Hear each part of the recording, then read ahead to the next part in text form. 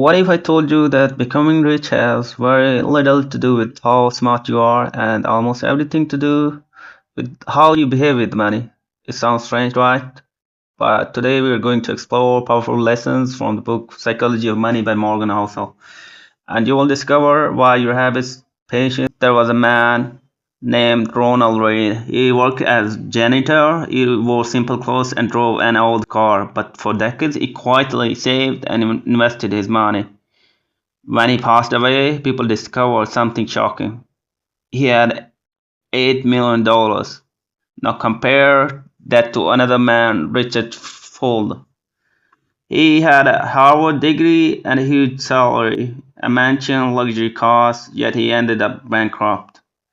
So how does someone with very little become millionaire while someone with everything lose it all? The answer is psychology, not intelligence. Principle 1: Luck and risk. Two powerful forces that affect everyone's life: luck and risk. We are not fully in control of our financial success.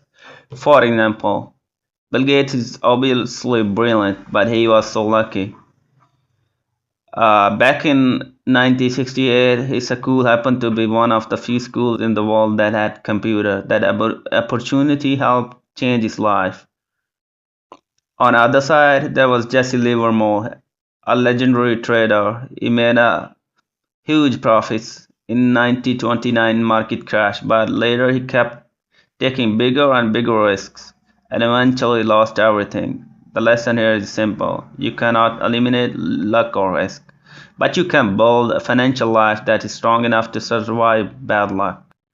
Because the real goal is to stay in the game long enough for bad luck to find you.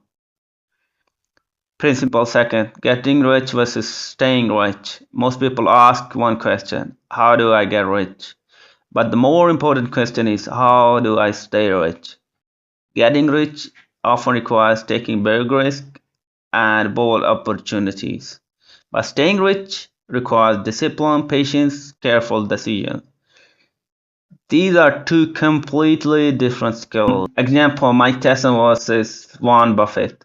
Look at Mike Tyson. He earned more than $400 million during his boxing career, but later he ended up $23 million in debt. He knew how to make money, but he didn't know how to keep it. Now compare that with the Warren Buffett. He didn't chase risky investment or quick money.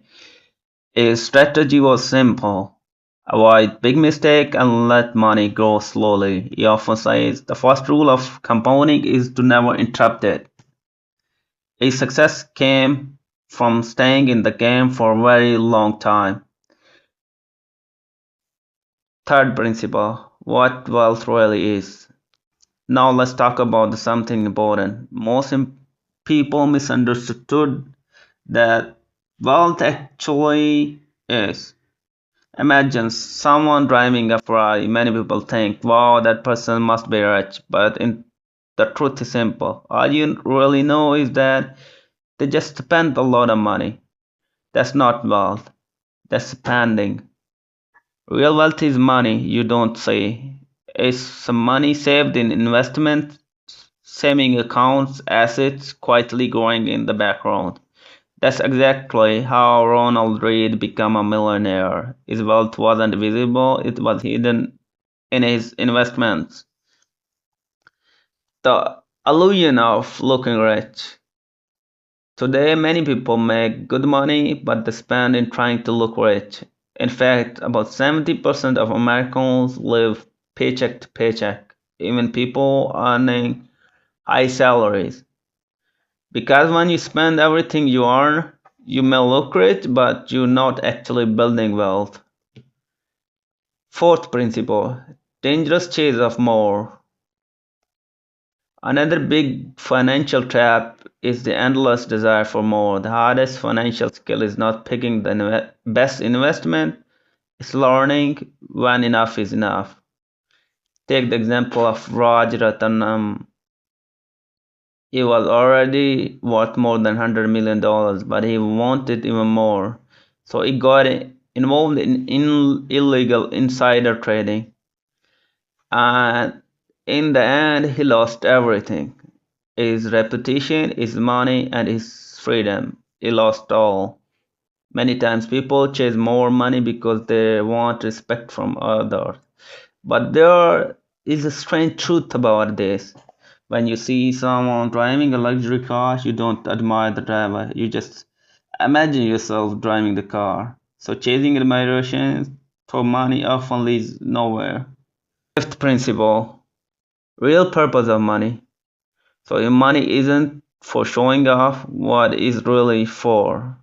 The real value of money is control of your life. Money gives you control over your time. It allows you to do what you want, when you want, with the people you choose. The freedom is true meaning of wealth. Final message. And the best part is you don't need a millions to experience this. Even having 6 months emergency fund gives you freedom. It allows you to handle the problem without panic. It gives you the power to leave a bad job. Every dollar you save it actually is buying small pieces of your future freedom. So the real question is not how much money you have. The real question what you are using money for. Because true wealth is not about looking rich, it's about living a life that feels rich to you.